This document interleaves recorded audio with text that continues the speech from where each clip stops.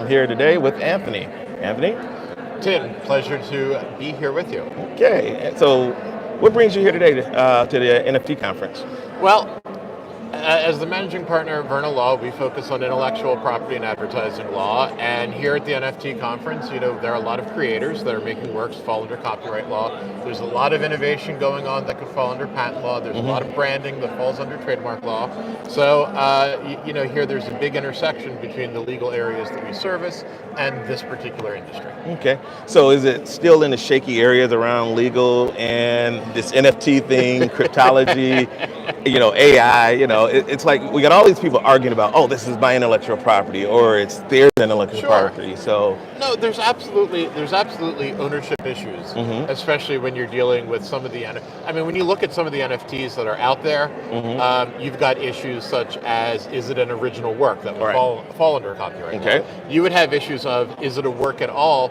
Especially people who might send a pointer to another pointer, right? Like, well, that's happening a lot now. Right, that's happening a lot. I'm selling an NFT which only points to another NFT. So where does the ownership actually exist in something to that effect? So yes, we are seeing intellectual property issues up and down the vertical. That's interesting. Here's an off-the-cuff question, because it's been bugging me since NFTs have come out. And I'm like, I watched an NFT go up to millions, and it was just an emoji. Right. An emoji that we've been sending back and forth in text for years.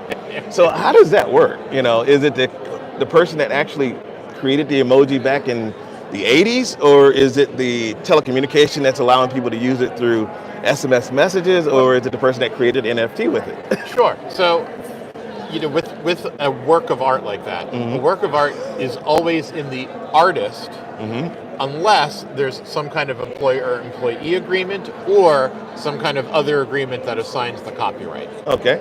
So when it comes to an NFT, there could be an artwork that's an NFT where the copyright exists in somebody else. Wow. So there could be an NFT that's infringing copyright, but there are NFTs out there, obviously, that are still owned by the artist. Right. Right, exactly. So what happens if I bought an NFT for $5 million? Of course, that's one Bitcoin now today. But I purchased that NFT, and it's of some other person's work. Right. And they didn't know, but they find out maybe 2 years later because I'm advertising this nice NFT that I have, and it's all cool. What happens at that particular time? So if a copyright owner finds that their copyright is infringed for whatever particular reason, and unauthorized copies, even in an NFT, would still be an unauthorized copy. Okay. There could be a lawsuit for infringement for royalties, depending upon, of course, the registration status of the copyright, but also depending upon what has happened since then.